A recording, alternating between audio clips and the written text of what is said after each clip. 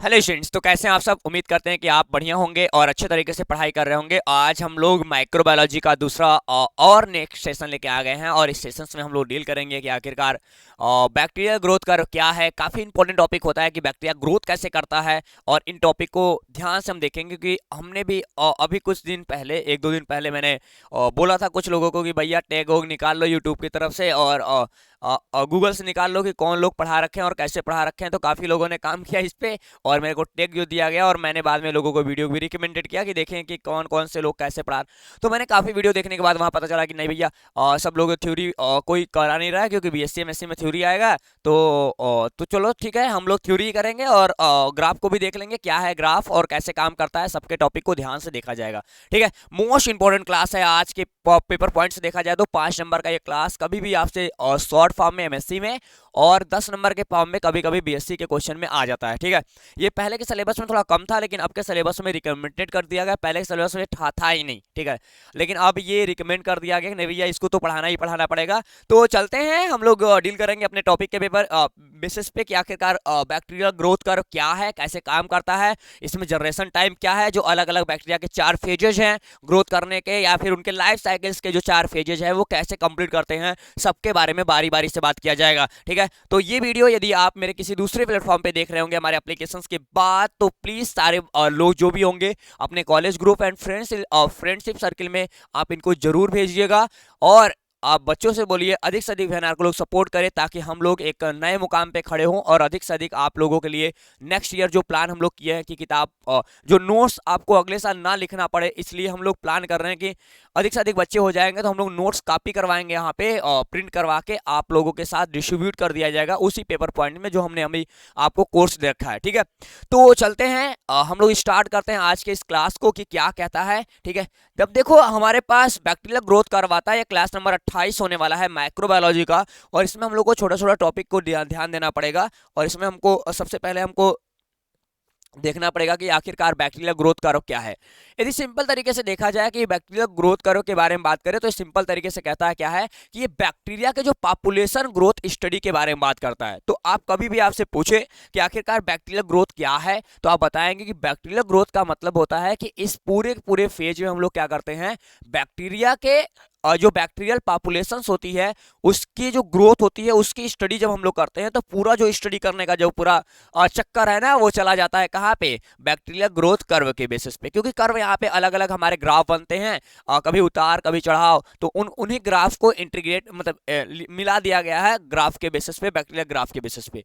अब यहाँ पे हम केवल बैक्टीरियल ग्रोथ के बारे में पढ़ रहे हैं, तो कभी भी आपसे पूछे कि बैक्टीरियल ग्रोथ क्या है तो आप एक लाइन में कहेंगे क्या कि बैक्टीरियल ग्रोथ भैया हम लोग एक ग्रोथ के बारे में जान रहे हैं जिसमें हम लोग क्या करते हैं, बैक्टीरिया के पॉपुलेशन ग्रोथ की बात करते हैं। और यहाँ पे सबसे बड़ी चीज होती है, यहाँ पे रिक्वायर्ड होती है किसके लिए, द कल्चर ऑफ, यहाँ पे वेवेल सेल्स के मतलब होता है कि लिविंग सेल की बात कर ले, किसकी बात कर ले हम लोग यहाँ पे लिविंग सेल की बात कर ले कि ये भैया जो लिविंग सेल होता है, लिविंग सेल की बात होती है कि पूरे कल्चर के लिए जो बैक्टीरिया का कल्चर है इनके लिए हम लोग क्या करना पड़ेगा, कल्टीवेशंस के लिए हमको रिक्वायरमेंट होती है किसी लिविंग सेल की। बिना लिविंग सेल को लाए या बिना बैक्टीरिया के लिविंग सेल को लाए हम किसी भी तरीके का कोई भी बैक्टीरिया ग्रोथ ना देख सकते हैं, ना ही मेरे को बैक्टीरिया ग्रोथ कर्व दिखाई देगा। ठीक है, तो इसलिए आपको रिक्वायरमेंट क्या होगी पूरे कल्टीवेशंस के लिए, पूरे स्टेप को जानने के लिए, पहला कि आपको लाना पड़ेगा बैक्टीरिया के जीवित कोशिकाओं को, ठीक, लिविंग सेल को लाना पड़ेगा। जब हम लिविंग सेल को लाते हैं तब जाके हम नए सिरे से स्टडी कर पाएंगे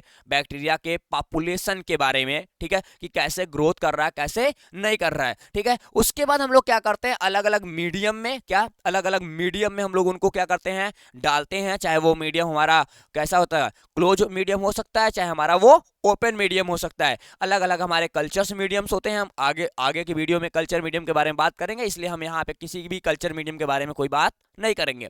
तो आप एक लाइन समझिएगा कि बैक्टीरियल ग्रोथ के बारे में बात होती है तो बैक्टीरियल ग्रोथ का मतलब होता है केवल बैक्टीरिया जो बैक्टीरियल जनसंख्या होती है, पॉपुलेशंस होती है, उसकी वृद्धि कैसे हो रही है उसकी स्टडी करना। और यदि नए सिरे से स्टडी करना है तो मेरे को ध्यान देना पड़ेगा कि यहाँ पे जितने भी लिविंग सेल हैं उनका रिक्वायरमेंट होगा, वो जरूरी होंगे इस ग्राफ को देखने देखने के लिए यानी आपको लिविंग सेल लाने पड़ेंगे। अब यहाँ पे जो पूरी कल्टीवेशन होती है वो अलग अलग मीडियम में होती है, जिसको हम कल्चर मीडियम बोलते हैं, जहाँ पे खाने योग्य, जैसे हम यहाँ पे रह रहे हैं, हमारा ये ग्रोथ हमारे इस पूरे मिर्जापुर या चुनार में कह सकते हो ये पूरा ग्रोथ हमारा हो रहा है। तो ग्रोथ का मतलब है कि हम यहाँ पे जो हमारी कह सकते हो संपदा है, ठीक है, नेचुरली हमारे मटेरियल है, हम उनको क्या कर रहे हैं, प्राकृतिक संपदा है, हम उनसे ग्रहण कर रहे हैं कुछ ना कुछ, और उसके बाद हम आगे की ओर जी रहे हैं। जैसे यहाँ का एक कल्चर है, ठीक है, वैसे ही कल्चर मीडियम होगा हमारे बैक्टीरिया के लिए, अलग अलग कल्चर मीडियम्स होंगे। उन कल्चर मीडियम के बारे में बात करेंगे, चाहे हमारे पास यहाँ पे क्लोज कल्चर मीडियम के बारे में बात करें, या क्लोज सिस्टम के बारे में बात करेंगे, या फिर हम लोग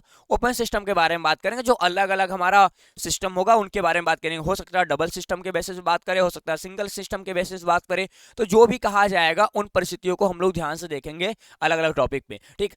लेकिन एक चीज ध्यान देना होता है कि यहाँ पे हमारे पास जितने भी सिंगल सिस्टम्स होते हैं, सिंगल बैच होता है, बैच का मतलब एक बैच वर्ड आएगा, बार बार आएगा, ठीक है। आप इस सिंगल बैच का मतलब होता है कि एक छोटी सी वह मात्रा जो हमको टेस्ट के लिए लगाई गई है। जैसे हमारे पास यदि बैक्टीरिया ग्रोथ की बात कर रहे हैं, बैक्टीरिया ग्रोथ के हम कर्व को देख रहे हैं, तो मेरे को एक सिंपल सा क्या चाहिए, एक मात्रा चाहिए। इस मात्रा में हम लोग क्या करेंगे, सपोज मेरे को क्या लगा कि 2 ml हमने क्या डाल दिया, 2 ml सॉल्यूशन डाल रहे हैं। इस 2 ml सॉल्यूशन में नंबर ऑफ इतने बैक्टीरिया 1000 2000 4000, मान लिया किसमें मेरे को 500 बैक्टीरियल सेल, कितने 500 मेरे को सेल्स मिल रहे हैं, किसके बैक्टीरियल सेल्स मिल रहे हैं। और ये 500 बैक्टीरियल सेल्स 2 ml में प्रेजेंट है, और ये जो हमारा पूरा क्वांटिटी बनेगा, इसी क्वांटिटी को हम लोग क्या बोल देते हैं, इसी को हम लोग बोल देते हैं स्पेशली बैच के फॉर्म में बात करते हैं कि भैया ये बैच होगा। बैच का मतलब होता है एक सैंपल, क्या एक सैंपल, एक भूभाग, मतलब एक भाग जिसमें पूरे की स्टडी की जाएगी। तो आपको बार बार बोलेगा कि भैया क्या हो गए, ये हमारा बैच के बारे में, सिंगल बैच की बात कर रहा हूँ कि सिंगल बैच के लिए मेरे को क्या लेना पड़ेगा कि एक मात्रा होगी जिसमें नंबर ऑफ सेल की क्वांटिटी फिक्स होगी, ठीक, इस चीज को ध्यान देना। अब लेकिन इन बैच के लिए, सिंगल बैच के लिए रिक्वायरमेंट होता है एक मीडियम, बोलता है मीडियम अंडर ऑप्टिमम टेम्परेचर, यानी ऑप्टिमम टेम्परेचर चाहिए। अलग अलग बैक्टीरिया के अलग अलग टेम्परेचर चाहिए। हमने जब आपको एक टॉपिक पढ़ा रहा था क्या कि classification of bacteria, basis of classification of bacteria के बारे में बात किया था, उसमें हम लोग टेम्परेचर के बारे में बात किए थे। तो टेम्परेचर वाले में हमने क्या देखा था, एक हाइपो था, एक आइसोफॉर्म था, एक हाइपर फॉर्म था, ठीक है। कुछ हमारे जो थे 25 डिग्री सेल्सियस के नीचे काम करते थे, और कुछ जो थे वो 37 डिग्री सेल्सियस के नीचे काम करते थे। कुछ जो थे वो हमारे हाइपर फॉर्म में थे, तो वो हमारे 37 से ऊपर यानी 40 डिग्री सेल्सियस से ऊपर के काम करते थे। यानी अलग अलग जो बैक्टीरिया होंगे उनके लिए अलग अलग ऑप्टिमम टेम्परेचर होगा, ठीक। इस चीज को ध्यान दीजिएगा आप, ये फॉर्म अपने माइंड में हमेशा रखिएगा कि अलग अलग स्पीसीज के लिए अलग अलग क्या होता है टेम्परेचर, यहाँ पे हमारे पास ऑप्टिमम टेम्परेचर होता है। कैसे होते हैं, मैंने अपने वाले क्लास में यानी क्लासिफिकेशन ऑफ बैक्टीरिया वाले क्लास में इसके 2 या 3 वीडियो ऊपर मैंने ये बता दिया, एप्लीकेशन में वो वीडियो लगा है।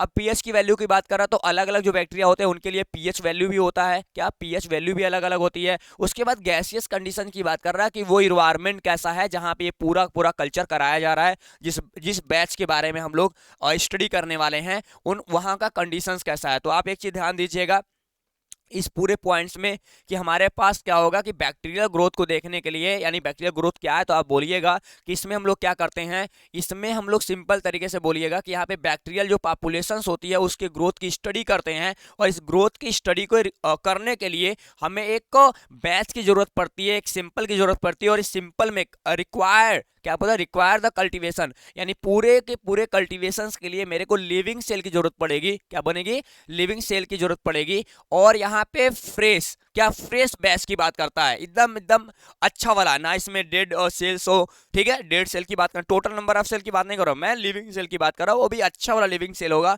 एक बैच बनाएगा, ये बैच की पूरी फॉर्मेशन होगी, अलग अलग कल्चर्स होंगे, अलग अलग कल्चर्स के बारे में हम बात करेंगे। और ठीक, तो अब इनके लिए क्या होगा, इन बैच को कंप्लीट कराने के लिए या इनको आगे की ओर बढ़ाने के लिए, ग्रोथ कराने के लिए हमें 3 चीजें चाहिए होता है। पहला हमारे चाहिए टेम्परेचर के बेसिस पे, क्योंकि कल्चर मीडियम तो हमारे पास मिल गया है, लेकिन हम लोग इन्वायरमेंट के बारे में बात करते थे। इन्वायरमेंट क्या मिलेगा, मेरे को सबसे पहले बात करना पड़ेगा यहाँ पे किसके बारे में, हमको ऑप्टिमम टेम्परेचर के बारे में बात करना पड़ेगा। इसको ऑप्टिमम टेम्परेचर हमने बताया कि अलग अलग हो सकते हैं। उसके बाद पीएच वैल्यू की बात करनी पड़ेगी और गैसियस स्टेज की बात करनी पड़ेगी कि आखिरकार गैसियस कंडीशन वहां पे कैसा है। ठीक, तो ये पूरा जब हमारे पास पूरे कंडीशंस मिल जाएंगे, क्या ये पूरा कंडीशंस मिल जाएंगे अंडर द कंडीशन, यानी ये पूरा कंडीशन जब हमको मिल जाता है तब जाके हम लोग क्या करते हैं, बैक्टीरिया के जो पूरी कह सकते हो ग्रोथ कर्व होता है उसके चार्ट के द्वारा, यानी उसकी पूरी हम एक क्या कहते हैं पूरा एक फॉर्म फ्रेम बनाते हैं। उस फ्रेम में हम लोग देखते हैं कि कैसे कैसे बैक्टीरिया ग्रोथ कर रहा है और अपने अपने अंदर यानी बैक्टीरिया के अंदर यानी बैक्टीरिया के पूरे बैच के अंदर जो हमने लिया था उस बैच में क्या क्या डिफरेंस आ रहे हैं, कैसे नंबर ऑफ सेल बढ़ रहे हैं, कैसे घट रहे हैं, कैसे कोशिकाएं बढ़ रही हैं, कैसे उनमें ग्रोथ हो रहा है, कैसे कुछ कोशिकाएं डेथ कर रही हैं, सबके बारे में बात करेंगे। और कैसे बाइनरी फ्यूजन हो रहा है, कैसे स्पिरुलेशन हो रहा है, सबके बारे में बातचीत हमको वहां पे करना पड़ता है। किसके बारे में, जब हम लोग पूरी तरीके से सेल को देख लेते हैं और वहां पे पूरे जो सेल होते हैं वो आगे की ओर तेजी से रिप्रोड्यूस होने लगते हैं, पुनरावृत्ति होने लगेगा। ठीक है, और ये पूरा डायनेमिक फॉर्म होता है किसके, बैक्टीरिया ग्रोथ का। ठीक है, अब जो बैक्टीरिया ग्रोथ के बारे में जब हम डायनेमिक फॉर्म बैक्टीरिया का देखते हैं तो वहां पे हम लोग क्रिएट कर देते हैं क्या, bye means of A population growth curve. क्या करते हैं बेटा, देखो यही लाइन है आपका, पॉपुलेशन ग्रोथ का कर्व का मतलब होता है, इसी को लोग बोल देते हैं बाद में बैक्टीरिया ग्रोथ कर्व। यानी जब हमारा बैक्टीरिया तेजी से ग्रोथ करने लगेगा, ये जो इनको ऑप्टिमम टेम्परेचर दे देंगे, इनके पीएच दे देंगे, इनको हम लोग गैसेस स्टेज में डाल देंगे। ठीक है, तो ये क्या करेंगे, इनको कंडीशन जब बराबर मिल जाएगा, ठीक है, तो अच्छे तरीके से पूरे पूरे जो सेल होंगे वो तेजी से क्या करेंगे, पुनरावृत्ति करेंगे। क्या करेंगे, पुनरावृत्ति करेंगे। जब तेजी से पुनरावृत्ति करेंगे, पुनरुत्पादन करेंगे, जब तेजी से पुनरुत्पादन होगा तो इनके पूरे जो माइक्रोबायल और जो कंडीशंस होती हैं, यानी पूरी जो स्थिति होगी बैच के अंदर, वहां पे नंबर ऑफ सेल बढ़ेंगे और इसी नंबर ऑफ सेल्स को बढ़ने के साथ साथ ठीक इनके जनसंख्या को दिखाने के लिए, इनके नंबर को बैलेंस करने के लिए हमको एक सीट बनाना पड़ता है, एक चार्ट बनाना पड़ता है। क्या यहां बोला ना, एक हमको क्या बनाना पड़ेगा, हमको एक बैक्टीरिया ग्रोथ को सही तरीके से दिखाने के लिए मेरे को एक चार्ट क्रिएट करना पड़ता है। ठीक, तो हम उनको क्या बोल देते हैं, बैक्टीरिया ग्रोथ कर्व के बारे में बात करते हैं। कह रहा विच इज, ठीक है, यानी ये जो पूरा बैक्टीरिया ग्रोथ कर्व होता है इसको हम लोग देखें तो यहाँ पे हम ये देख सकते हैं कि समय के साथ हम लोग बनाते हैं कि आखिरकार समय कैसे बढ़ रहा है और नंबर ऑफ सेल कैसे बढ़ रहे हैं, दोनों को सही तरीके से दिखाने के लिए एक ग्रोथ के बारे में बात करेगा, एक टाइम के बारे में बात करेगा कि समय के साथ बैक्टीरिया में क्या क्या चेंजिंग आती हैं, सबके दोनों को हम लोग अलग अलग फॉर्म में देखेंगे। कैसे बेटा, ऐसे देखो, हम लोग ऐसे एक टेबल बनाएंगे, इस टेबल पे क्या होगा, एक तरफ हम लोग टाइम को इंडिकेट करेंगे, एक तरफ हम लोग ग्रोथ को इंडिकेट करेंगे। अब हमारे बैक्टीरिया अलग अलग फेज में रिकमेंडेड होगा। ठीक है, क्या होगा, अलग अलग फेज में रिकमेंडेड होगा और वहां पे नंबर ऑफ जो साइकिल्स होंगे या नंबर ऑफ सेल्स होंगे वो तेजी से क्या करेंगे, अच्छे से इंक्रीज करते हुए नजर आएंगे। ठीक है, इन चीजों को आप ध्यान दीजिएगा। अब यहाँ पे क्या होता है, अलग अलग वेरियस टाइम्स होते हैं, ठीक है, उनके बारे में हम लोग बात करेंगे। लेकिन यहाँ पे जब हमारे पास growth involve increases in the cell masses, यानी जब हमारे पास जो सेल्स ग्रोथ सेल्स होती हैं, क्या होती हैं, सेल्स होती हैं, तब हमारे पास क्या करती है, वो तेजी से ग्रोथ करती है। कहाँ पे, आगे की ओर। जब हमारे पास कोशिकाओं के वृद्धि होती है, कह सकते हो विकास में कोशिकाएं के द्रव्यमान क्या होती है, बढ़ जाती है। क्यों बढ़ने लगती है, क्योंकि यहाँ पे सबसे बड़ी चीज होती है जो राइबोसोम्स होते हैं उनके नंबर क्या होते हैं, इंक्रीज करते हैं। क्या, उनके नंबर इंक्रीज करते हैं। ठीक, ताकि यहाँ पे जो गुणसूत्र होते हैं, सॉरी जो कह सकते हैं जीवाणु या फिर बैक्टीरिया के जो गुणसूत्र होते हैं वो भी बढ़ते हैं। ठीक है, जब वो बढ़ते हैं तो कोशिका नई, मतलब वहाँ पे बैक्टीरिया सेल वाल मतलब जो सेल मेम्ब्रेन होता है वो भी बढ़ता है, सेल वाल भी बढ़ता है, प्लाज्मा मेम्ब्रेन का संश्लेषण भी होगा क्योंकि प्लाज्मा मेम्ब्रेन यहाँ पे अपेयर होता है और सेल डिवीजन होता है। यानी कई चीजें होती हैं जो इसके वजह से बैक्टीरिया के ग्रोथ करने के साथ साथ बैक्टीरिया के जो टोटल हमारा बैच हमने लिया रखा था ये वाला, ठीक है, इस वाले बैच के द्रव्यमान भी क्या होते हैं, बढ़ने लगते हैं। ठीक है, क्या होंगे, इनके द्रव्यमान भी बढ़ने लगेंगे क्योंकि वहां पे डिफरेंट डिफरेंट टाइप का सिंथेसिस होना स्टार्ट हो जाता है। तो आपको यहाँ पे ध्यान देना, cell masses and number of ribosome increase करता है, duplication of the bacterial chromosome, यानी बैक्टीरिया क्रोमोसोम का डुप्लीकेशन भी होने लगेगा, synthesis of new cell wall, यानी नए सेल वॉल की प्राप्ति भी होने लगेगी, एंड प्लाज्मा मेम्ब्रेन, यानी नया प्लाज्मा मेम्ब्रेन भी अपेयर हो जाएगा। ठीक है, इन चीज को ध्यान देना। और सबसे बड़ी चीज है कि यहाँ पे जो क्रोमोसोम होंगे वो 2 या 2 से अधिक भागों में बंटना भी स्टार्ट कर देंगे और यहाँ पे जो सेप्टम फॉर्मेशन होता है दो बैक्टीरिया सेल को जोड़ने वाला, वो भी हमारे कहीं ना कहीं यहाँ बनना स्टार्ट हो जाएगा और आगे चल के ये सेल डिवीजन भी होना स्टार्ट हो जाएगा। तो ये जो पूरा फॉर्म रहा बेटा, ये सिंपल तरीके से बैक्टीरिया ग्रोथ के बारे में रहा कि आखिरकार बैक्टीरिया ग्रोथ कैसे होगा। पेपर में कभी भी करिएगा सबसे पहली हेडिंग आपकी होनी चाहिए कि बैक्टीरिया ग्रोथ, क्योंकि बैक्टीरिया ग्रोथ के बिना पढ़े आप बैक्टीरिया कर्व के बारे में पढ़ लेते हो, बैक्टीरिया ग्रोथ कर्व के बारे में पढ़ लेते हो, तो आपको पता नहीं चलता कि ये स्टार्ट कहाँ से हुआ। तो आपने देखा कि कहाँ से स्टार्ट हुआ है, स्टार्ट हुआ है बैक्टीरिया के, कहाँ से स्टार्ट हुआ बेटा, ये स्पेशली स्टार्ट हो गया है बैक्टीरिया के, ठीक, बैक्टीरिया ग्रोथ स्टडी जो था उसके बेसिस पे कि आखिरकार उनके पॉपुलेशन की स्टडी कैसे करते हैं, उनको हम लोग इसमें बैक्टीरिया ग्रोथ में रखते हैं। और ये अलग अलग जो टाइमिंग रही सबके बारे में हमने बात किया। अब हम लोग बात करते हैं, यहाँ पे कुछ टेबल है, क्या है, एक हमारे पास चार्ट है जिस टेबल की हम लोग बात कर रहे थे। हमने यहाँ पे बात किया ना, एक टेबल बनेगा जो अलग अलग टेम्परेचर प्रेशर पे काम कर रहा होगा। तो यहाँ पे जो टेबल दिखाई दे रहा है इन्हीं के बारे में मेरे को बातचीत करना पड़ेगा, ठीक। तो जब यहाँ से हम लोग बात करते हैं तो हमारे पास क्या मिलते हैं, तीन चीजें मिलती हैं, मतलब दो चीजों की बात करें हम लोग। पहले ही बात कर ले, मैंने बोला ना पहले क्या होगा, मेरे पास यहाँ पे टाइम होगा, टाइम टी सेकेंड्स होंगे या फिर टी मिनट्स की बात कर लो या हावर्स की बात कर लो, हमारे पास टी मिनट्स होंगे, ठीक है। उसके बाद यहाँ पे नंबर ऑफ सेल्स होंगे, ये नंबर ऑफ सेल्स को आप एक्स मान लो, क्या मान लो, एक्स नंबर ऑफ सेल्स होंगे। अब जरूरी बात है कि हमने क्या किया, हमने यहाँ पे एक बैच रख दिया, क्या किया, हमने यहाँ पे एक बैच रख दिया। ये बैच में लगभग लगभग मैंने मान लिया कितना, मैंने माना था कि 500 सेल होंगे, कितने, 500 यहाँ पे सेल्स पाए जाएंगे। अब ये 500 सेल हैं, इनकी क्वांटिटी सपोज 2 ml है, कितनी, 2 ml है, 500 ये नंबर में यहाँ पे क्या है, पूरी मात्रा में रखे गए हैं। तो आप इनको समझिएगा, इनके बारे में पूरी थ्योरी पढ़ेंगे हम लोग, पहले बस ग्राफ समझते हैं, बारी बारी से एक एक थ्योरी भी पढ़ेंगे और यहाँ पे हम रिप्रेजेंट भी करेंगे, ठीक। पहला हमारे पास यहाँ पे जो पूरी बैक्टीरियल ग्रोथ कर्व होती है, बैक्टीरिया का जो ग्रोथ होता है वो 4 अलग अलग डिपार्टमेंट में होता है, क्या, 4 अलग अलग पार्ट में होता है, 4 अलग अलग उनके सेशंस होते हैं, मतलब अलग अलग कह सकते हो कि टाइम्स कर्व होते हैं, टाइम टेबल्स होते हैं, उनके बारे में। पहला हमारे पास यहाँ बोलता है और लॉग के बारे में, ठीक है, क्या बोलता है, और यहाँ पे लैग फेज के बारे में बात करता है। लैग फेज का मतलब होता है एक ऐसा फेज जिसमें जो बैक्टीरिया सेल्स होता है वो कई मिनट तक, देखो 1 2 3 4 5 मिनट ऐसे दिया है, तो सपोज वो कई मिनट तक क्या करता है, अपने आप को स्थिर रखता है। यानी जैसे भी हम यहाँ पे क्या करेंगे, जब हम सैंपल को लाएंगे, ठीक है, बैच को लाएंगे, तो ये बैच यहाँ पे जब जाएगा किसमें, लैग फेज के बेसिस पे, तो यहाँ पे काम करना मतलब उनके अंदर ना मासेस में कोई डिफरेंट आएगा, ठीक है, क्या होगा, ना मासेस में डिफरेंट आएगा, ना नंबर ऑफ सेल हमारे पास क्या होगा, इंक्रीज करेगा। जब नंबर ऑफ सेल इंक्रीज नहीं करेगा, क्या, जब नंबर ऑफ सेल इंक्रीज यहाँ पे नहीं करेगा, उसके बाद क्या होगा, जस्ट हम आगे बढ़ेंगे, आगे हमारे पास होता है लॉग फेज, इनको हम लोग लॉग फेज भी कहते हैं। एक्सपोनेंशियल फेज के बारे में बात करेंगे या फिर हम लोग किसको बोल देंगे, यहाँ पे लॉग फेज के बारे में बात करते हैं। तो भैया हमारे पास क्या मिल जाएगा, लॉग फेज मिल जाएगा। लॉग फेज एक ऐसी स्टेज होती है जहां पे बैक्टीरिया सेल सबसे ज्यादा तेजी से क्या करता है, नंबर ऑफ सेल डिवीजन करता है। यानी यहाँ पे बाइनरी फ्यूजन सबसे ज्यादा होगा, क्या होगा, बाइनरी फ्यूजन सबसे ज्यादा होगा। जब यहां से यहां तक के बीच की बाइनरी फ्यूजन सबसे ज्यादा होगी तो नंबर ऑफ सेल बढ़ेंगे। जब नंबर ऑफ कम समय में, देखो यहां से सपोज हमने देखा कि 1.5 मिनट के अंदर क्या हुआ था, 1.5 मिनट के अंदर कोई भी यहाँ पे बढ़ना स्टार्ट हुआ था, ठीक। लेकिन यहाँ पे आप देख रहे हो कि 1.5 से लेकर 3.5 मतलब 2 मिनट के अंदर बैक्टीरिया सेल यदि यहाँ पे 500 रही होगी, कितना, यहाँ पे 500 रही थी, यहाँ पे यदि हमारे पास कितना मिला, सपोज हमने मान लिया कि यहाँ पे हमको 1000 मिल गया और यहाँ पे हमने कि 1500 मिल गया, ठीक है, और यहाँ पे हमको 2000 मिल गया, ठीक है, और यहाँ पे मेरे को क्या मिला, 2500 मिल गया। अब हमने क्या देखा कि यहाँ तक अगले मतलब पिछले 1.5 मिनट तक किसी भी टाइप का 500 के 500 नंबर ऑफ सेल थे, लेकिन अगले ही 2 मिनट के अंदर जो बैक्टीरिया सेल था वो कहां चला गया, सपोज मान रहे हैं बस यहाँ पे 2500 पहुंच गए, यानी हम लोग एक लिमिट तक पहुंच गए। इस फेज को हम लोग क्या कहते हैं, लॉग फेज बोलते हैं। एक्सपोनेंशियल मतलब ये आगे की ओर क्या कर रहा है, एक्सपोर्ट कर रहा है, बढ़ा रहा है, तेजी से और बढ़ा रहा है, क्या कर रहा है, देखो जुकाम हो गया, तेजी से और बढ़ा रहा है, ठीक। उसके बाद हमारे पास क्या आता है, एक अगला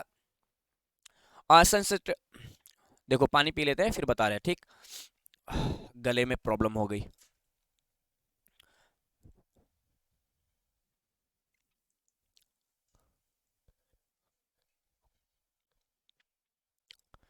देखो अब हमने यहाँ पे हमने पानी पी लिया। अब इसके बाद देखते हैं बेटा आगे।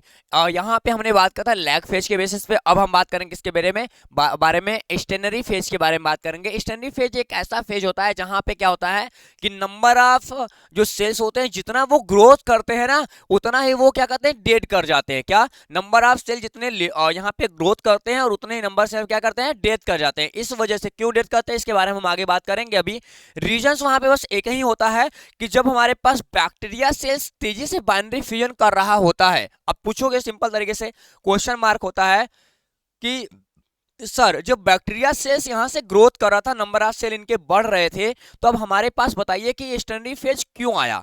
क्यों हमारे पास बैक्टीरिया सेल्स के जो ग्रोथ था इसको ऊपर जाने के बजाय, मतलब यहाँ जाने के बजाय वो यहाँ पे दिखाई दे रहा, उसके पीछे रीजन क्या है। क्योंकि जब हमारे पास लॉग फेज होता है, लॉग फेज के अंदर बाइनरी फ्यूजन होते हैं और बाइनरी फ्यूजन के दौरान अलग अलग एंजाइम और अलग अलग वेस्ट मटेरियल सीक्रेट होते हैं, और वही वेस्ट मटेरियल जो सीक्रेट होते हैं वो वही अलग अलग न्यूट्रिशन की कमी हो जाती है। पहले क्या, न्यूट्रिएंट मटेरियल की कमी हो जाती है पूरे, क्योंकि ये जो हमारा बैच है इसमें न्यूट्रिशन कमी हो जाएगी। दूसरा क्या है, इसी बैच के अंदर क्या होगा कि डिफरेंट डिफरेंट टाइप्स के क्या लगेंगे, एंजाइम और एक्टिवेशन एक्टिव एंजाइम्स और ढेर सारे वेस्ट मटेरियल। उनकी वजह से जो बैक्टीरिया सेल होते हैं वो धीरे धीरे क्या करते हैं, डेथ करना स्टार्ट कर देते हैं। तो भैया ऐसा नहीं कि सेल डिवीजन नहीं होता है, सेल डिवीजन होता है। क्या होता है, सेल डिवीजन होता है, लेकिन सेल डिवीजन होने के साथ साथ वहां पे नंबर ऑफ सेल जो होते हैं वो डेथ भी करते हैं। तो जितने नंबर ऑफ सेल डेथ करते हैं उतने ही नंबर ऑफ सेल क्या करते हैं, बनते हैं। इस वजह से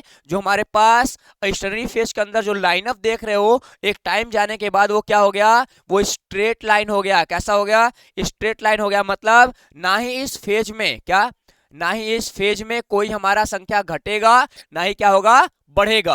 तो आपको ये तीन फेज तो अच्छे तरीके से याद होना चाहिए। लैग फेज का मतलब होता है यहाँ पे किसी भी टाइप का कोई भी नंबर नहीं बढ़ेगा, इन्हें मासेस में कोई परिवर्तन नहीं होगा। क्यों नहीं होता भैया, क्योंकि हम जब बैच को कहीं भी डालते हैं, किसी भी स्टेज में डालते हैं, वहां पे क्या होता है, वहां की इन्वायरमेंट को, जो वहां पे पूरा कल्चर है, पूरे इन्वायरमेंट है ना, पूरे इन्वायरमेंट को बैक्टीरिया समझ रहा होता है कि भैया हम कैसे ग्रोथ करें कि ना करें, हमारे पास सिचुएशन कौन सी है, फूड मटेरियल है कि नहीं है। उनको सोचने में थोड़ा टाइम लग जाता है। जो सोचने वाला इनका पीरियड होता है ना, वही को हम लोग क्या कहते हैं, लैग फेज के बेसिस बात करते हैं। दूसरा, जब वो सोच लेता नहीं भैया अब काम करने लायक है, हम आगे नंबर ऑफ सेल को इंक्रीज कराएंगे, ठीक, तब उसके फॉर्म में हम लोग क्या बोल देंगे, यहाँ पे लॉग फेज बोल देंगे। एक्सपोर्ट करेगा तेजी से, क्या करेगा, एक्सपोर्ट करेगा तेजी से कि अगले फेज में हम नंबर बढ़ाएं। उसके बाद जब स्टेनरी फेज आएगा तो यहाँ पे क्या करेगा कि इन फेज में बने हुए जितने भी वेस्ट मटेरियल हैं वो अगले फेज में एंजाइम्स क्या करते हैं, इनके ग्रोथ को रोक देते हैं। यानी नंबर ऑफ सेल जितना बन रहा होगा, यानी लिविंग सेल इतने बन रहे होंगे, उतने ही क्या करेंगे, डेड सेल यहाँ पे मर जाएंगे। मतलब जितने उतने ही सेल क्या करेंगे, मरेंगे। तो जीवित सेलों की, जितने जीवित सेल बन रहे होंगे हर मिनट, ठीक है, उतने ही हर मिनट उतने सेल क्या करेंगे, जी रहे होंगे और उतने ही मर रहे होंगे। दोनों बराबर संख्या होती है, इसलिए क्या होती है, स्ट्रेट लाइन पहुंच जाती है। फिर उसके बाद हमारे पास लास्ट में डेथ फेज होता है, डिक्लाइन फेज होता है। एक ऐसा चढ़ाता है जहां पे बैक्टीरिया सेल अचानक क्या करते हैं, मरना स्टार्ट कर देते हैं, इसलिए इनका जो कर्व होता है वो नीचे की ओर, ढलान की ओर जाने लगता है। चलो, तो इसी टाइम को, इसी पूरे टेबल को हम लोग थ्योरी बेसिस पे देखते हैं कि क्या है। ठीक है, हमने देख लिया सिंपल तरीके से क्या कहता है। अब देखो हम लोग, ये फिगर आप पेपर में जरूर बनाइएगा। कैसे बनाएंगे बेटा, ये इतना बड़ा आपका कॉपी होगा, ठीक है, इस कॉपी के यहाँ पे देख, यहाँ पे पहले तो पूरा इंट्रो लिख लेना, यहाँ पे आंसर नंबर डाल के अच्छे तरीके से। आंसर नंबर हमारे पास पहला का 5वां हो गया, ठीक है। अब उसके बाद यहाँ पे क्या डालेंगे, यहाँ पे आप इंट्रो डाल दो, क्या डाल दो, इंट्रोडक्शन डाल दो। इंट्रोडक्शन डाल के क्या लिखोगे ब्रैकेट में, यहाँ पे नीचे इंट्रोडक्शन के नीचे क्या लिखो, यहाँ पे ब्रैकेट में इंट्रोडक्शन में क्या लिख दो, बैक्टीरियल ग्रोथ लिख लो। किसको बारे में बात कर लो, बैक्टीरियल ग्रोथ के बारे में बात कर लो। फिर उसके बाद ऐसे डैश लगा के पूरा लिख लो। कौन सा लिखोगे, ये वाला पूरा फेज लिख लो, ठीक है, इसमें से जो भी आपको याद रहता है उस समय। उसके बाद यहाँ पे क्या करो, कोपचे में इधर इधर जाके इधर इधर क्या बना लो, इधर पूरा सा एक ग्राफ बना लो, जो हमने ये ग्राफ बना रखा है ऐसे। यहाँ पे आप नंबर ऑफ सेल रख लोगे, यहाँ पे टी टाइम रख लोगे, ठीक है। उसके बाद यहाँ पे क्या करोगे, यहाँ पे एक चार, इनको दो भाग में डिवाइड कर लेना। कैसे, दो बार में इनको डिवाइड कर लेना। एक भाग ऐसे बना लेना, फिर इसके बाद एक भाग ऐसे, फिर ऐसे, फिर ऐसे ऐसे बना लेना। फिर उसके बाद अब यहाँ पे लिख देना नीचे, क्या लिखोगे, बैक्टीरियल ग्रोथ कर्व फिगर, यानी चित्र में कौन सा फिगर नंबर जो भी आपके पूरे पेपर में होगा, फिगर नंबर 4 है या 3 है, तो फिगर नंबर यहाँ 4 बैक्टीरियल ग्रोथ कर्व। फिर उसके बाद ये जो जगह बचेगा ना ये वाला, इस जगह में आप क्या करेंगे, अगले हेडिंग के बारे में बात करेंगे। यहाँ पे हम लोग जनरेशन टाइम के बारे में बात करेंगे। क्या करेंगे, जनरेशन टाइम के बारे में बात करेंगे, जनरेशन टाइम कैसा होता है सबके बारे में। फिर उसके बाद अगले पेज पे पूरी, यहाँ पे हमारा पेज होगा, क्या होगा, यहाँ पे पेज होगा, अगले वाले पेज पे पूरी थ्योरी लिखते रहेंगे। तो थोड़ा लिखने का तरीका जो मैं बताता चलूंगा ताकि आप अच्छे तरीके से उसको डिस्ट्रीब्यूट करें। अब यहाँ पे बात करते हैं जनरेशन टाइम की, इसको पीढ़ी समय कहते हैं, कि कैसे आगे जनसंख्या बढ़ रही होगी इनके बारे में बात करना। ठीक, ये लास्ट में कुछ लोग पढ़ाते हैं, हम तो इसको पहले ही पढ़ाते हैं। ठीक, अब यहाँ पे बात होती है जब हम लोग जनरेशन फेज को देखते हैं, तो ये सबसे पहले बात आप लिख दीजिए जनरेशन फेज, इसको हिंदी में कहते हैं पीढ़ी समय। अब यहाँ पे क्या होता है कि generation time is a time required for bacteria to bacteria to grow and divide. यानी कहने का मतलब क्या है कि हमारे पास जनरेशन टाइम किसको बोलते हैं, जनरेशन टाइम कह सकते हो वह समय होता है, अब सिंपल तरीके से बोलो इसको, कि जनरेशन समय वह समय होता है जिसमें बैक्टीरिया अपने पूरे नंबर ऑफ सेल को ग्रो कराने के लिए जरूरी होता है। यानी बैक्टीरिया जितने टाइम में अपने सेल को बढ़ाएगा, ध्यान देना, बैक्टीरिया जितने टाइम में अपने सेल्स को बढ़ा रहा होगा, उसी सेल्स के टाइम को हम लोग क्या, उसी ड्यूरेशन के समय को हम लोग क्या बोल देंगे, स्पेशली जनरेशन टाइम बोलते हैं। तो मतलब कहने का मतलब होता है यहाँ से कि हमारा जो फिगर था, यहाँ पे जो पूरा फिगर है इन्हीं के बारे में बात कर रहा है यहाँ पे। ठीक, तो आपको जनरेशन टाइम के बारे में बात करेंगे तो आप सिंपल तरीके से ये वाली लाइन इतना चिपका देना, आपका काम हो जाएगा। ठीक है, कह देना कि generation time is the time required, यानी जनरेशन टाइम वह समय है या वह जरूरी समय है जिसमें बैक्टीरिया क्या करता है, ग्रो करता है। क्या करता है, ग्रो करता है, यानी बैक्टीरिया के ग्रो करने के लिए लगा हुआ समय जनरेशन टाइम कहलाएगा। क्या कहलाएगा, जनरेशन टाइम कहलाएगा। ठीक है, आगे बात करते हैं, कहता है वन कंप्लीट सेल डिवीजन, या फिर कह सकते हो एक कंप्लीट सेल डिवीजन जितना टाइम में करेगा उतना टाइम में हम लोग क्या कर सकते हैं, यानी पूरा सेल और पूरे सेल को डिवीजन करने में जो समय लगता है हम उसे क्या बोल सकते हैं, जनरेशन टाइम बोल सकते हैं। ठीक है, और दूसरा है सम माइक्रोबेसिस आर एबल टू डिवाइड अच्छा रैपिडली इज सिंस एवरी और 12 to 20 मिनट्स। यानी कहने का मतलब क्या होता है कि जो हमारे जितने भी माइक्रो ऑर्गेनिज्म है, कैसे, जो हमारे माइक्रो ऑर्गेनिज्म है, हम लोग बात कर रहे हैं माइक्रो ऑर्गेनिज्म में बैक्टीरिया की, तो बैक्टीरिया में होता क्या है कि हर 15 से मतलब 12 से 15 मिनट में, क्या 12 से 15 मिनट में एक बार सेल डिवीजन जरूर होता है। क्या होता है, जरूर होता है। दूसरे को तो कई कई घंटे लगते हैं, जैसे ह्यूमन है तो कई घंटा लग जाएगा, लेकिन बैक्टीरिया के अंदर ऐसा नहीं होता। बैक्टीरिया के अंदर क्या होगा, कुछ मिनट लगता है। कितना, 12 से 15 मिनट। 12 से 15 मिनट के अंदर जो बैक्टीरिया सेल होगा वो तेजी से क्या कर लेगा, ग्रोथ कर लेगा। क्या कर लेगा, ग्रोथ कर लेगा। ये चीज आप ध्यान रखना। लेकिन कुछ जो बैक्टीरिया सेल्स होते हैं उनमें जो गति होती है वो काफी क्या होती है, तेजी से नहीं होती, धीरे धीरे होने लगती है। कुछ ऐसे बैक्टीरिया सेल्स होते हैं कि समय आने पे उनकी जो पूरी जनरेशन टाइम होती है वो क्या होती है, 24 घंटे से भी अधिक हो जाती है। क्यों, क्योंकि जैसे जैसे समय बीतेगा, शुरुआत के समय बैक्टीरिया सेल बहुत तेजी से ग्रोथ करते हैं, ध्यान देना। शुरुआत के समय में बैक्टीरिया सेल, जैसे ये वाला स्टेज था ना, ये वाला स्टेज था, यहाँ पे जो बैक्टीरिया सेल होगा पहले तो आराम, पहले तो इन्वायरमेंट को समझेगा। इन्वायरमेंट समझने के बाद खटाक से बढ़ा है, क्या खटाक से ऊपर की ओर जा रहा है। क्यों जा रहा है, क्योंकि यहाँ पे 15 से ये पूरे नंबर ऑफ सेल बढ़ाने में कितना समय लग रहा होगा, 12 से 15 मिनट नहीं लग रहा है। 12 से 15 मिनट का समय जब ये ले रहे हैं, ध्यान रहा कितना, 12 से 15 मिनट में समय ले रहे हैं, एक समय में इतना सेल बढ़ा रहा है। यानी 500 से 1000 होने में कितना, मतलब यहाँ से 500 सेल थे, 500 सेल में 1000 सेल होने में कितना टाइम लगा होगा, 12 से 15 लगा होगा। फिर उसके बाद यहाँ से 1000 से 2000 में कितना, फिर अगला 15 लगा होगा। फिर यहाँ से 15 से 2 से 4 बनने में कितना समय लगा, फिर 15 लगेगा। यानी शुरुआत के समय में ये 12 से 15 मिनट में सेल डिवीजन को पूरा कर लेते हैं। लेकिन जैसे जैसे सेल की संख्या बढ़ती है, जैसे जैसे बैक्टीरिया की संख्या बढ़ती है, वैसे वैसे क्या होती है कि सेल डिवीजन में कमी आने लगती है, टाइमिंग में, जनरेशन टाइमिंग में कमी आता है। उसके पीछे रीजन है, यहाँ पे डिफरेंट डिफरेंट एंजाइम और हार्मोन जो होते हैं, एंजाइम खासकर एंजाइम और जो वे वेस्ट मटेरियल होते हैं वो सीक्रेट होने लगते हैं, और वहां पे जो पोषक पदार्थ होते हैं उसकी जो कंसंट्रेशन होती है वो कमी आने लगती है।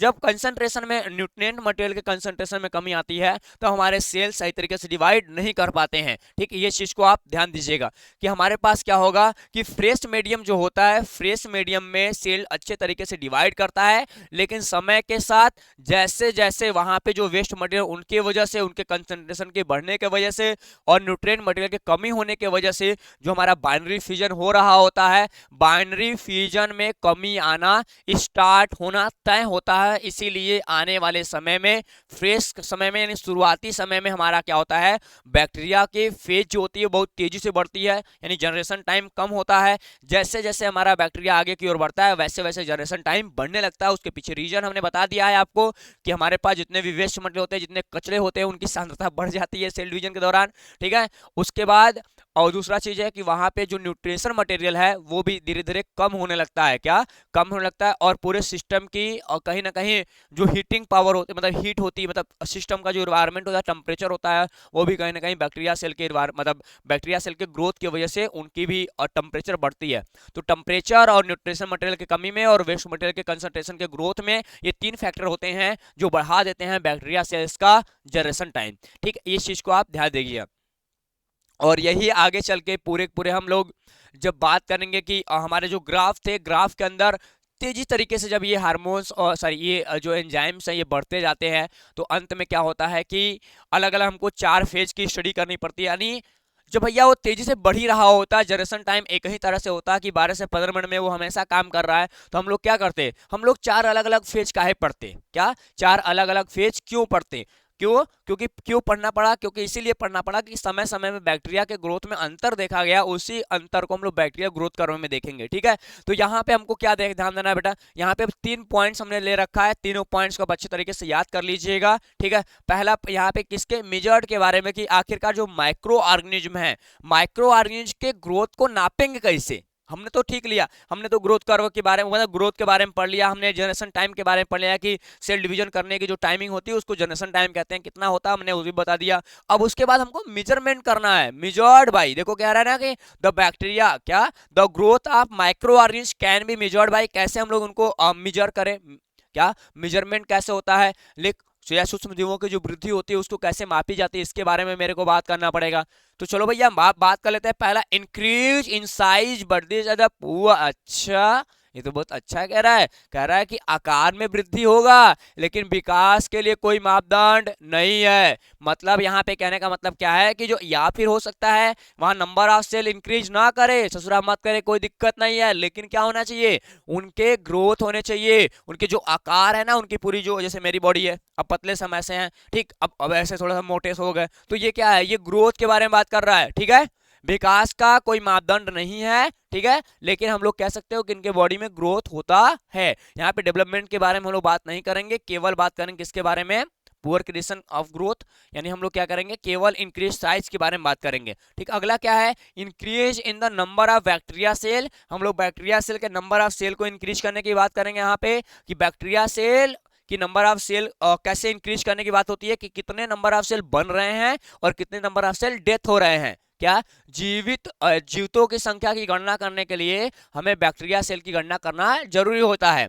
यानी हम लोग 2 फॉर्म होता है, देखो 2 तरह के आते हैं, एक टोटल नंबर ऑफ सेल होता है, क्या होता है, टोटल नंबर ऑफ सेल होता है, ठीक है, टोटल नंबर ऑफ यहाँ पे सेल होगा, और दूसरा क्या होता है, इक्वल टू, मतलब ये टोटल नंबर ऑफ सेल एक होते हैं, ठीक, ऐसे बराबर बात करो, एक टोटल नंबर ऑफ सेल होते हैं, एक हमारे पास लिविंग सेल होता है, क्या होता है, लिविंग सेल होता है, यानी total number of cell equal to क्या हो जाएंगे, living cell plus death cell. ठीक है, मतलब living cell plus death cell आपस में मिला के क्या बनाएंगे, टोटल नंबर ऑफ सेल बनाएंगे। और जो टोटल नंबर ऑफ सेल होते हैं इनको टोटल काउंट भी कहते हैं, क्या कहते हैं, टोटल काउंट के नाम से भी जानते हैं। तो टोटल काउंट जो होता है और जो लिविंग सेल होता है उनके नंबर को हमको ध्यान देना पड़ता है। ठीक है, हमको टोटल नंबर ध्यान देना पड़ेगा और हमको लिविंग सेल ध्यान पड़ेगा। तो टोटल नंबर से लिविंग सेल हम घटा लेंगे तो हमारे पास पता चल जाएगा कितना डेथ हमारा सेल कर रहा है। तो हमको क्या ध्यान देना पड़ेगा कि आखिरकार बैक्टीरिया के जो नंबर हुआ वो इंक्रीज किया कि नहीं किया, इनके बारे में भी ध्यान देना पड़ेगा। अगला लास्ट पॉइंट यहाँ पे आता है कि मेजर्ड, क्या, मेजरमेंट ऑफ सम अच्छा components of cell structure such as protein और डीएनए। ये हमको क्या देना पड़ेगा, हमको ये भी पता करना पड़ेगा भैया कि जो हमारे कंपोनेंट्स है किसके, सेल स्ट्रक्चर्स के जो कंपोनेंट्स है, खासकर हमको प्रोटीन की बात करनी पड़ेगी और डीएनए की बात करनी पड़ेगी कि आखिरकार जो डीएनए और प्रोटीन है उनकी मात्रा बढ़ी कि नहीं बढ़ी, उनमें उनमें माइक्रोबायल इंक्रीजेज हुए कि नहीं हुए। यदि इंक्रीज हो रहा है तो ग्रोथ कर रहा है, डिक्रीज हो रहा है तो डेथ कर रहा है। यानी बैक्टीरिया के अंदर मतलब पूरे मास जो है उसमें प्रोटीन की कमी आ रही है, तो मतलब जो बैक्टीरिया सेल्स होते हैं वो डिक्रीज कर रहे हैं, मतलब उनमें क्या हो रही, कमी आ रही है। सॉरी, क्या हो गई है, उनमें कमी आ रही है, डेथ हो रहा है। यदि वो लोग प्रोटीन के नंबर बढ़ रहे हैं, डीएनए के नंबर बढ़ रहे हैं, तो वहां पे क्या हो रहा होगा, वहां पे ग्रोथ कर रहा होगा, ऊपर की ओर जाएगा। ठीक है, तो ये रहा एक छोटा सा जनरेशन टाइम। ये मेजरमेंट टाइम, मेजरमेंट कैसे करेंगे, 3 हमारे अलग अलग फैक्टर हैं, इनको आप लोग अच्छे तरीके से देख लीजिएगा। ठीक है, तो अब देखो आगे बढ़ते हैं। यहाँ पे अब बात होती है किसके बारे में, अब हम लोग बात करेंगे जो हमने पढ़ रखा था अभी ना, आपका क्लास तो खत्म हो गया है, लेकिन अब ये जो हमने पूरा पढ़ रखा था इसी को एक्सप्लेन करने के लिए हम लोग क्या करते हैं, अलग अलग थ्योरी यहाँ पे रिकमेंडेड होती है। हम लोग यहाँ से कर्व के बारे में बात करेंगे, आखिरकार बैक्टीरिया ग्रोथ कर्व है क्या, पर्टिकुलर काम कैसे करता है। जुकाम की वजह से ना पूरी आवाज ही नहीं निकल रहा है, कोई नहीं निकलेगा, कैसे नहीं चला जाएगा, उसी में लौटते पोड़ते चलेंगे ना। दौड़ नहीं सकते तो चल सको, चल सकने तो रेंग सको, रेंग नहीं सकते तो सो के चल सको, कैसे चलो बस। ठीक है, मानो कि चल रहे हैं हम। अब यहाँ पे बेटा बात करते हैं आगे कि आखिरकार बैक्टीरिया ग्रोथ कर्व के बारे में हमने बात किया कि कहता है क्या कि जो माइक्रो ऑर्गेनिज्म होते हैं उनके ग्रोथ के बारे में। ठीक है, उनको सुटेबल लिक्विड मीडियम के लिए हमको क्या देना पड़ता है, हमको यहाँ पे बैच कल्चर या फिर हमको क्लोज सिस्टम के बेसिस पे क्या बैच कल्चर देना पड़ता है। मैंने बैच के बारे में आपको बताया है, या फिर क्लोज सिस्टम दे दो। वहां पे हम लोग क्या देखते हैं कि बैक्टीरिया ग्रोथ को हम लोग सही तरीके से देखते हैं। ठीक है, अब देखो ये बैक्टीरिया ग्रोथ का डिफिनीशन है, आप इसको सही तरीके से देख लीजिए, मैं कई बार बोल चुका एकदम। ठीक है, अब देखो यहाँ पे हमने 4 फेजेस के बारे में बात किया कर लिया था। हमने बात किया था यहाँ पे लैग फेज के बेसिस पे, दूसरा हमने लॉग फेज के बेसिस पे, तीसरा हमारा स्टैंडरी फेज था, और चौथा हमारा डिक्लाइन या फिर डेथ फेज था। ये 4 फेज होते हैं, चारों को आप नाम याद रखेंगे, कोई दुविधा इसमें नहीं होने वाला, एकदम खराबी मत करना। बहुत ही अच्छे तरीके से नोट्स बना के आपको दे रहा हूं ताकि आप एकदम बेस्ट टू बेस्ट करो पेपर पॉइंट्स में। ठीक है, तो ये 4 अलग अलग फेज है, इनको सही तरीके से आप याद, रंग बिरंगे दिख रहे हैं आपको, आंखों में तो गड़ जाने चाहिए जनाब आपके। ठीक, आगे चलते हैं। यहाँ बेटा आप बात करेंगे सबसे नंबर फर्स्ट टॉपिक बेसिस पे, हम बात करेंगे लैग फेज के बेसिस पे कि आखिरकार लैग फेज की क्या बात है, कैसे काम करता है। ठीक है, कोई तो परेशानी तो नहीं होगी।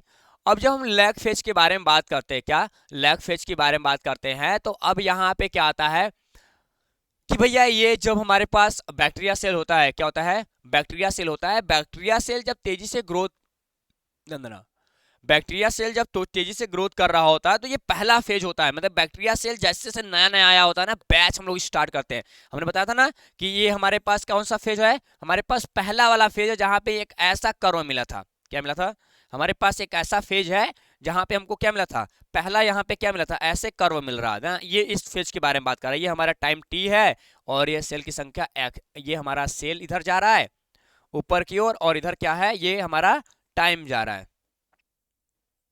अब इधर, अब यहाँ पे क्या था, पहले फेज के बारे में बात कर रहे हैं। इस पहले फेज को हमने क्या बोला था, इस पहले फेज को हमने बोला था लैग फेज। ठीक है, अब ये लैग फेज में क्या हो रहा है, कहता क्या है कि जब ये ऐसा फेज होता है जिसमें हम लोग पूरे बैच को, क्या ये जो हमने बैच लिया था ना, ये जो हमने अभी बैच लिया था, इस बैच में हमने सिंपल तरीके से बोला था कि ये ऐसा बैच है जिसमें 500 नंबर ऑफ सेल हमने ले रखा है। ठीक है, अब इस बैच को हमने यहाँ पे डाल रखा है। अब ध्यान देना, पूरा समझना कि प्रक्रम हो क्या रहा है। अब इसमें इस बैच ये पहला ताजा ताजा बना हुआ, क्या ताजा बना हुआ हमारे पास क्या होता है, पूरा बैक्टीरिया सेल होता है। और इसमें ऐसा कह सकते हो कि ये एक ऐसा एकदम फ्रेश मीडियम होता है। कैसा होता है, एक फ्रेश मीडिया होता है, और इस फ्रेश मीडियम में किसी भी टाइप का कोई भी रिप्रोडक्शन देखने के लिए नहीं मिलता। क्या, किसी भी टाइप का कोई भी रिप्रोडक्शन नहीं मिलता, ना ही कोई सेल डिवीजन मिलेगा। ठीक, एकदम शांत, एकदम सुप्तावस्था रहता है। क्या, सुप्तावस्था रहता है। इसको अंतराल चरण के दौरान, मतलब इस पूरे चरण में क्या होता है कि पूरा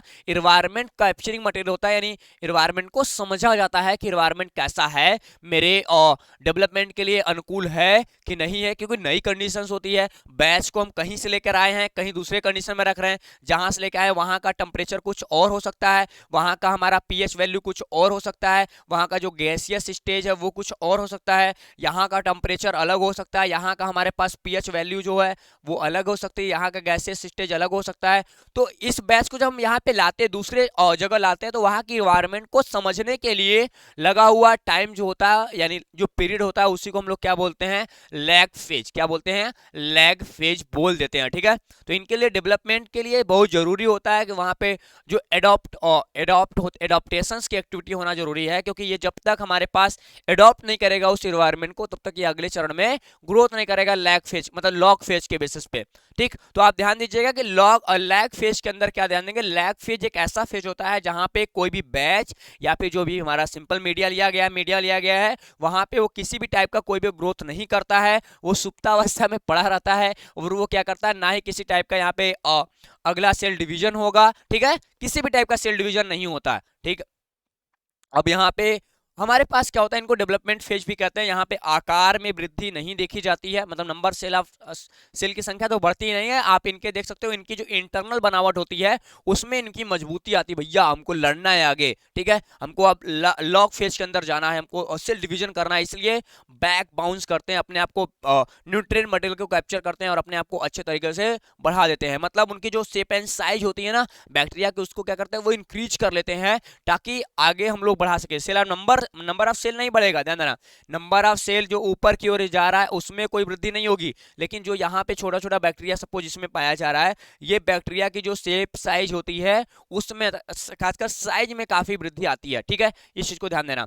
अब यहाँ पे क्या कहता है, यहाँ पे पॉइंट नंबर फर्स्ट कह रहा है कि हमारे पास कि आखिरकार हमारे पास जो लैग फेज है उसके कैरेक्टर कैसे कैसे होंगे। तो आप छोटे छोटे कैरेक्टर मैंने लिख दिया, इसमें से 3 कैरेक्टर भी लिख लोगे। कहता है नो सेल डिवीजन, कोई सेल डिवीजन नहीं हुई। ठीक है, उसके बाद no increase in the number of cell, किसी भी टाइप का नंबर ऑफ सेल इंक्रीज नहीं होगा। ठीक है, उसके बाद कहता है क्या है, increase in the size of bacteria. हाँ देखो ये लाइन अच्छा है, कहता है क्या कि जो बैक्टीरिया की साइज होगी ना, क्या होगी, बैक्टीरिया की जो साइज होगी वो भी क्या करेगी, इंक्रीज कर रही होगी। तो इन चीजों को आप ध्यान रखेंगे। अगला कह रहा है कि सिंथेसिस ऑफ आरएनए, भैया आरएनए का सिंथेसिस भी होगा, एंजाइम का भी सिंथेसिस होगा, कोई एंजाइम का भी क्या होगा, सिंथेसिस होगा। फॉर किसको, फिजियोलॉजिकल एक्टिविटीज, यानी फिजियोलॉजिकल एक्टिविटी के लिए, शारीरिक गतिविधि के लिए, किसके लिए, शारीरिक गतिविधि के लिए। ये जो हमारा लैग फेज है ना, इसके अंदर जो बैक्टीरिया होगा ना, वो क्या करेगा, वो आरएनए का संश्लेषण करेगा। ठीक है, मतलब आरएनए का सिंथेसिस कर लेगा,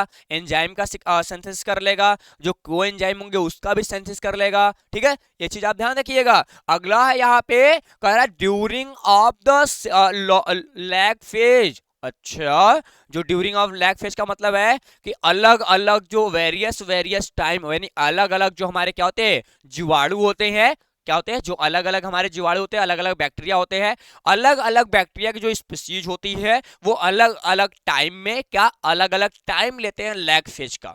कुछ कम टाइम लेते हैं, कुछ ज्यादा लेते हैं। जैसे आप एडाप्टेशन में कुछ कम समय लेते हैं, कहीं जाते हैं तो जैसे कुछ लोग जाते हैं, हम वहां गए थे, हमको नींद नहीं लग रहा था। भैया नींद क्या नहीं लग रहा था, क्योंकि आप वहां के मौसम को, वहां के और टेम्परेचर को या फिर वहां के कंडीशन को क्या कहिए, एनवायरनमेंट को एब्जॉर्ब नहीं कर पाए, एडॉप्ट नहीं कर पाए। अब वहां पे क्या हुआ, अब दूसरा बंदा गया, जो एकदम सो गया आराम से कुंभकर्ण की तरह, यानी उसने तुरंत अडॉप्ट कर लिया। यानी अलग अलग जो बैक्टीरिया होंगे, अलग अलग जो उनकी कंडीशंस होंगी, ठीक है, वो अपने स्पीशीज के बेसिस पे कहेंगे भैया नहीं हम रहेंगे, कि क्या करेंगे इनके बारे में तो अगले जनरेशन की बात, मतलब अगले स्थिति की बात किया जाएगा। ठीक, ये चीज आपको ध्यान देना पड़ेगा। अब यहाँ पे तो पहला क्लियर हो गया कि जो अलग अलग हमारे बैक्टीरिया सेल्स होते हैं, वेरियस टाइप के क्या फेज होते हैं, वेरियस अकॉर्डिंग टू क्या होती है, एक और condition of species of bacteria, यानी अलग अलग कंडीशंस जो फॉलो करेंगे, क्योंकि अलग अलग बैक्टीरिया के अंदर अलग अलग कंडीशन मेरे को देखने के लिए मिल जाता है। फॉर एग्जांपल, अलग अलग एग्जांपल है, तो आप इसको पढ़ लीजिए, कोई दिक्कत नहीं होने वाला एकदम। चार, ये जो चार हमने 4 पॉइंट रखा, 5 पॉइंट, एक no cell division, no increase in the number of cell, increase in the size of bacteria, ठीक, synthesis of RNA, enzyme, coenzyme for physical activities, उसके बाद ड्यूरिंग ऑफ द, ठीक, यही कर लेना कि अलग अलग बैक्टीरिया के लिए 4 पॉइंट तो अच्छा करके चिपका देना गुरुजी को, चिपका दो, गुरुजी ने मस्त हो जाएंगे। अगला फेज बेटा यहाँ पे क्या है, हमको लैग फेज के बारे में बात करना है, एक्सपोनेंशियल फेज के बारे में बात करना है। अब यहाँ पे क्या, ड्यूरिंग यहाँ पे, अच्छा हमारे पास क्या होता है, ये एक ही चीज है, क्या है, कोई कुछ कह रहा है क्या? हाँ, हमको लैग फेज के बारे में, दोनों एक ही है, या फिर आप इसको दे लो या फिर आप इसको दे लो, दोनों एक ही चीज है। ठीक है, हम बात करेंगे यहां से, हमारे पास क्या होगा, माइक्रो ऑर्गेनिज्म स्टार्ट डिवाइडिंग। अच्छा, हमारे पास क्या होगा कि जो माइक्रो ऑर्गेनिज्म होगा, क्या होगा, माइक्रो ऑर्गेनिज्म होगा एक स्थिर दर से, एक कांस्टेंट रेट, क्या बोलता है, कांस्टेंट रेट, कांस्टेंट रेट, एक समय, एक नियोजित समय के अनुसार, ठीक है, अपने यदि समय के दर से क्या करेगा, अपने सेल को डिवीजन करना स्टार्ट कर देगा। मेरे को पर घंटा 500 सेल बनाना है तो पर घंटा बनाएगा, यानी 12 से 15 मिनट, वही तो बोला है, कितना बोला है, 12 से 15 मिनट का टाइम ले रहा है। 12 से 15 मिनट में 500 सेल हमने बैच में लिया था, तो क्या हो जाएगा, 1000 सेल हो जाएगा। अगला जो 12 से 15 मिनट होगा उसमें कितना हो जाएगा, 2000 सेल हो जाएगा। अगला जो 12 से 15 होगा उसमें कितना हो जाएगा, ठीक है, उसमें 4000 सेल हो जाएंगे। अगला जो 12 से 15 होगा उसमें कितना सेल होगा, उसमें 8000 सेल हो जाएंगे। यानी इस पूरे समय को, ये 12 से 15 क्या है, ये हमारे पास, इसको बोलते हैं हम लोग, क्या बोल देते हैं, कांस्टेंट, क्या बोलते हैं, कांस्टेंट रेट के नाम जानते हैं, बैक्टीरियल कांस्टेंट रेट, यानी एक ऐसा निश्चित समय जिसमें निश्चित समय में बैक्टीरिया एक फेज से दूसरी फेज में जा रहा होगा, नंबर ऑफ सेल को बढ़ा रहा होगा। ठीक है, अब देखते हैं बैक्टीरिया सेल नंबर है डबल विथ टाइम, यानी एक निश्चित टाइम के बाद जो बैक्टीरिया की संख्या होती है वो डबल हो जाती है। जैसे यहाँ पे दिखाई दे रहा है, पहले 500, 12 मिनट के बाद कितना, 1000, फिर 12 मिनट के बाद कितना, यहाँ पे 2000, फिर 12 मिनट के कितना, यहाँ पे हमने देखा 4000, यानी कितना, 12 36, 36 मिनट में कितना, 4000 हो गया। अगला 72 मिनट में कितना होगा, 72 मिनट में 4 चौका 16, भैया बहुत ज्यादा हो गया, क्या हो गया, ये तो बहुत ज्यादा हो गया। यानी हर 12 मिनट से 15 मिनट में क्या कर रहा है, सेल डिवीजन उसको बढ़ रहे हैं। ठीक है, rate of growth remains constant, यानी कहने का मतलब क्या है, जो विकास की दर होती है वो स्थिर होती है। ऐसा नहीं है कि ये जो जाएगा ना इस फेज के अंदर, यहाँ से 12 से 15 मिनट लगा तो यहाँ से 20 से 25 मिनट लगा, ऐसा कुछ भी नहीं है। ये 12 से 15 मिनट ये रहेगा, जब तक इस फेज में बैक्टीरिया रहेगा तब तक जो रेट होगी वो क्या होगी, कांस्टेंट होगी, उसमें कोई कमी नहीं आने वाली है। ऐसा नहीं यहाँ से 12 से 15 मिनट लगा तो अगला 12 से 20 मिनट लगेगा, अगला 20 से 25 मिनट लगा, अगला 30 से 35 मिनट लगा, ऐसा नहीं। ये हाईवे है, नेशनल हाईवे, ठीक है, ये लखनऊ एक एक्सप्रेसवे है जिसमें एकदम बाइक जाएगी, एकदम शॉर्ट की जाएगी, ठीक है, उसमें नो ब्रेकर, नो कोई चीज, तो ये एकदम टाइम यहाँ पे क्या रहेगा, कांस्टेंट रहेगा, समय के साथ कोई परिवर्तन नहीं होने वाला। अगला क्या है, ये हमने बोल दिया कि यहाँ पे ग्रोथ की जो कांस्टेंट है वो सेम रहेगी। अगला क्या है, बैक्टीरिया है या स्मॉलेस्ट साइज। देखो ये लाइन अच्छा है क्योंकि नए नए नए नए नए नए लोग यहाँ पे खिले रहते हैं। जब नए नए लोग हैं भैया तो क्या करेगा, जो बैक्टीरिया की साइज होती है सबसे छोटी होती है, कभी कभी पूछता है किस ऐसा कौन सा चरण है जिसमें बैक्टीरिया की साइज सबसे छोटी होती है, तो आप बता दीजिएगा कि हमारे पास जो लॉग फेज होता है ना, लॉग फेज के अंदर बैक्टीरिया की साइज सबसे छोटी होती है, और जो लैग फेज होता है उसमें बैक्टीरिया की साइज सबसे बड़ी होती है। इसके पहले वाला जो फेज था उसमें बैक्टीरिया साइज बड़ा बड़ा होता है, लॉन्ग होता है, समझा जाने से। आगे, generation time is the shortest. अच्छा, जनरेशन टाइम सबसे कम होता है, यानी सबसे कम जनरेशन टाइम कहीं मिलेगा वो इसी के अंदर मिलता है, क्योंकि यहाँ पे न्यूट्रिशन मटेरियल भरपूर होते हैं। ठीक है, अब ध्यान देना, अब कहता है द रेट ऑफ, अच्छा यहाँ पे कहता है कि हमारे पास पूरे कल्चर मीडियम में, क्या पूरे कल्चर मीडियम के अनुसार ऐसा देखा जाता है कि सबसे ज्यादा तेजी से, क्या तेजी से जनसंख्या ग्रोथ यदि करना हो तो हमारे पास लॉग फेज का होना काफी जरूरी होता है। तो ये भैया देखो 1 2 3 4 5, ये 5 भी रख लोगे या 6 रख लोगे तो भी बहुत है, इसको करने की जरूरत तो है नहीं वैसे मेरे हिसाब से। आपको जो लगे ऊपर से 4 कर लो, आप खत्म कर लोगे। ठीक है, ये ग्राफ बना देना कि सर 4, ये 15 से 12 से 15 मिनट में ये ऐसे ही रहेगा, गुरु जी समझ जाएंगे बच्चा एकदम पढ़ लिख के आया है। ठीक है, तुम लोग साबित कर दो कि बायोलॉजी वाले पढ़ भी थे, मतलब पढ़ भी सकते हैं। लोग कहते हैं अरे बायोलॉजी तो कर रहा है, ऐसा क्या कर लिया है भैया।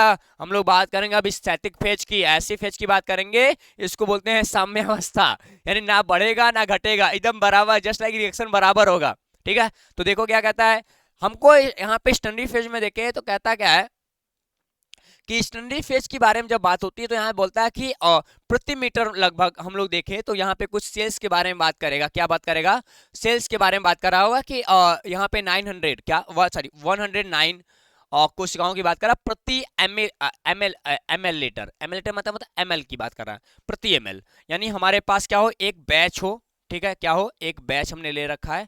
इस बैच की पूरी क्वांटिटी कितनी है, 1 ml होगी। कितनी होगी, सपोज 1 ml होगी। जब 1 ml होगी तो इसमें नंबर ऑफ सेल कितने रहेंगे, 109 बता रहा है, यही बता रहा है ऊपर, कितने होंगे, 109 सेल्स यहाँ पे पाए जाएंगे। चलो भैया ठीक है, हमने मान लिया, आप जो कह रहे हो वो मान लिया कि इतने टाइप्स के पास, ठीक, हमने मान लिया ये चीजें। अब यहाँ पे क्या होती है कि मैंने ये चीजें तो देख ली, अब हम आगे बढ़ते हैं। आगे बढ़ने में साथ साथ क्या देखते हैं, कहता क्या है कि एक जो स्टर्नरी फेज होता है, क्या होता है, स्टर्नरी फेज होता है, एक ऐसा फेज होता है, इसको स्थिर चरण मानते हैं। क्या बोलते हैं, स्थिर चरण मानते हैं। यानी इस फेज में यदि 1 ml की क्वांटिटी है तो 109 हमारे सेल पाए जाएंगे। क्यों बेटा, क्योंकि यहाँ पे दो चीज होता है, क्योंकि ये साम्य अवस्था में होती है। साम्य अवस्था का मतलब होता है यहाँ पे कि जितने सेल यहाँ पे बढ़ रहे होंगे, क्या करेंगे, जितने सेल इंक्रीज कर रहे होंगे उतने ही सेल क्या करते हैं, डिक्रीज भी करते हैं। क्या करते हैं, उतने सेल डिक्रीज भी करते हैं। यानी जितने हमारे पास टोटल सेल आते हैं, मतलब यहाँ पे जितने सेल यहाँ पे लिविंग होंगे, ठीक है, मतलब कह सकते हो कि न्यू सेल का बात कर लो, कैसे बात कर लो, और न्यू सेल की बात कर लो। न्यू सेल्स की जो नंबर होती है वो हमारे पास जो डेथ सेल होती है ना, डेथ सेल के बराबर होती है। क्या होती है, डेथ सेल के बराबर होती है। यानी जितना नया सेल बनेगा उतना नया सेल क्या करेगा, पुराना सेल मर जाएगा। जो पुराना सेल मर जाएगा तो पूरा जो हमारे पास क्वांटिटी होती है ना पूरे इस फेज की, स्टर्नी फेज की, वो कैसी होती है, स्टैंड होती है। कैसे होती है, स्टैंड। स्टर्नी फेज को स्टैंड फेज भी कह सकते हो तुम लोग, कि एकदम खड़ा खड़ा है, कुछ नहीं कर रहा है। क्या कर रहा है, कुछ भी नहीं कर रहा है। ग्राफ में हमने देखा था ना, आप एक बार ग्राफ देख लो फिर से, आपको क्लियर हो जाएगा। इस ग्राफ फेज में देख रहे हो ना, यहाँ पे स्टर्नी फेज में क्या हुआ, एकदम रिएक्शन एकदम बराबर बराबर कह रहा है, कोई परिवर्तन ही नहीं हो रहा है। ठीक है, यहाँ पे मैंने वही चीज बताने की कोशिश कर रहा हूँ कि यहाँ पे क्या होगा कि जितने भी डेथ सेल होंगे उनका नंबर और जितने न्यू सेल होंगे उनका नंबर, दोनों क्या होंगे, एक दूसरे के इक्वल होंगे। समझते, मतलब ये कैसे होंगे, इक्विलिब्रियम फॉर्म में होंगे। ठीक है, ना घटेगा ना ही बढ़ेगा। देखो इक्विलिब्रियम यहाँ बोल रहा है, ये साम्य अवस्था के बीच होते हैं। तो आपको हमेशा याद होना चाहिए कि ना ही यहाँ पे संख्या बढ़ती है और ना ही यहाँ पे संख्या घटती है। क्यों घटती नहीं है, क्यों नहीं बढ़ती है, तो ऐसा होता क्या है, नंबर फर्स्ट पॉइंट यहाँ से बोलेगा कि सेल डिवीजन यहाँ पे स्टॉप हो जाते हैं। ठीक है, मतलब स्टॉप क्या, थोड़ा कम हो जाते हैं, स्टॉप तो नहीं कह सकते हो, कमी आती है। ठीक है, अब यहाँ पे क्या होता है कि सेल डिवीजन में कमी आती है। रीजन क्या है, रीजन ये है कि हमारे पास जो न्यूट्रिएंट मटेरियल होते हैं ना, न्यूट्रिएंट मटेरियल की इस कंडीशन में कमी आती है। क्योंकि हमने देखा था कि लॉग फेज के अंदर सेल डिवीजन बहुत तेजी से हो रहा था, वहां पे न्यूट्रिशन पूरे खपत हो गए, इसलिए यहाँ पे किसी भी टाइप का न्यूट्रिशन की जरूरत, मतलब सॉरी कमी हो गई।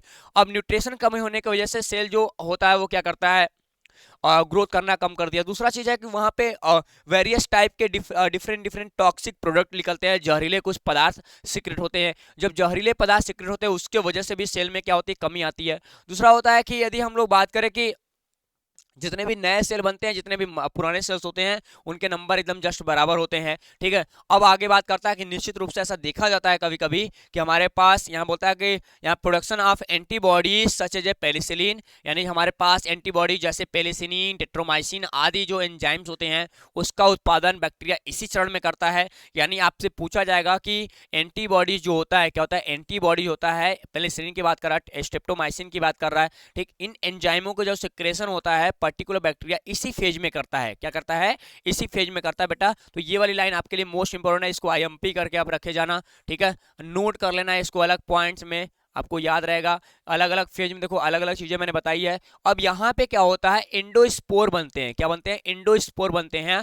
इंडोस्पोर का मतलब होता है एक छोटा सा स्पोर बनेगा और जो स्पिरुलेशन की एक्टिविटी होती है वो इस स्टेज में होती है जब बैक्टीरिया स्थिर, मतलब स्थिर हो जाता है, तब की बात कर रहा है। यानी हमारे पास क्या है, कहता है कि इन इंडोस्पोर फर्मिंग बैक्टीरिया स्पोरेशन आकार बैक्टीरिया अदर स्टेशनरी फेज, यानी इसी फेज के अंदर जो हमारे इंडोस्पोर और स्पिरुलेशन की एक्टिविटी देखने के लिए मिल जाता है। ठीक, तो इन चीजों को आप ध्यान रखेंगे। अगले पॉइंट में क्या देखेंगे, हमारे पास फेज ऑफ डिक्लाइन फेज की बात करें तो डिक्लाइन फेज के बेसिस पे मेरे को, अच्छा डिक्लाइन फेज के बेसिस पे बात करना पड़ेगा। तो कहते हैं ये वह चौड़ा होती है, लास्ट स्टेप होता है। क्या होता है, लास्ट स्टेप होता है, जहां से हमको क्या मिलेगा, हमने देखा था कि हमारे पास क्या, ये हमने देखा था कि हमारे पास लैग फेज है, ये हमारे पास लॉक फेज है, ये हमारे पास स्टेशनरी फेज था और यहाँ से नीचे की ओर गिर रहा था।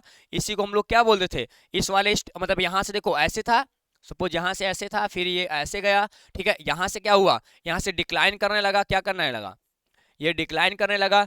तो हमारे पास डिक्लाइन सेल का मतलब होता है कि हमारे पास तेजी से इस पूरे फेज के अंदर जो पॉपुलेशन होती है वो क्या होती है, डिक्रीज करने लगती है, डिक्रीजेज हो जाती है, यानी जनसंख्या में कमी आती है। और ऐसा होता है कि चूंकि ये लास्ट में जाते जाते बंद हो जाता है, रीजन क्या है कि यहाँ पे पूरी तरीके से जो न्यूट्रिशन मटेरियल होता है वो कम हो जाता है। क्या, न्यूट्रिशन मटेरियल कम हो जाते हैं, और जो जीवित संख्या होती है और हमारे बैक्टीरिया सेल्स की वो सबसे मिनिमम होती है इसी स्टेज के अंदर। ठीक है, यदि इनको न्यूट्रिशन मटेरियल नहीं दिया जाता है तो ये पूरी तरीके से क्या होता है, लॉस हो जाता है, यानी खत्म हो जाते हैं, पूरे बैक्टीरिया सेल यहाँ पे डेथ कर जाएंगे। ठीक है, यानी लिविंग स्टेज सबसे कम होती है। क्या, लिविंग स्टेज सबसे कम होती है, मिनिमम पाई जाती है इस स्टेज के अंदर। तो अलग अलग स्टेप में मैंने अलग अलग तरीके से बैक्टीरिया ग्रोथ कर्व के बारे में बात किया कि आखिरकार बैक्टीरिया ग्रोथ क्या क्या है, कैसा है। ठीक है, तो अच्छे तरीके से काम कर लिया गया।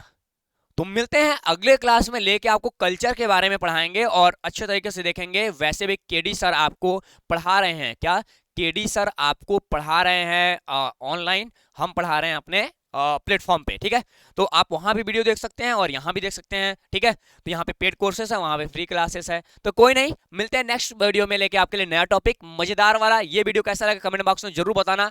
प्लीज सारे बच्चे कमेंट जरूर करिएगा, जो भी आएगा प्लीज सारे बच्चे कमेंट करेंगे, अच्छा लगेगा। आप व्हाट्सएप में मैसेज करना ग्रुप में, सर वीडियो देख के अच्छा लगा, कैसा लगा, क्या कमी रह गई, क्या अच्छा लगा, सबके बारे में, ताकि हम नेक्स्ट वीडियो और बेहतर बना सके आपके लिए। मिलते हैं अगले क्लास में, तब तक के लिए take care, bye bye and जय हिंद।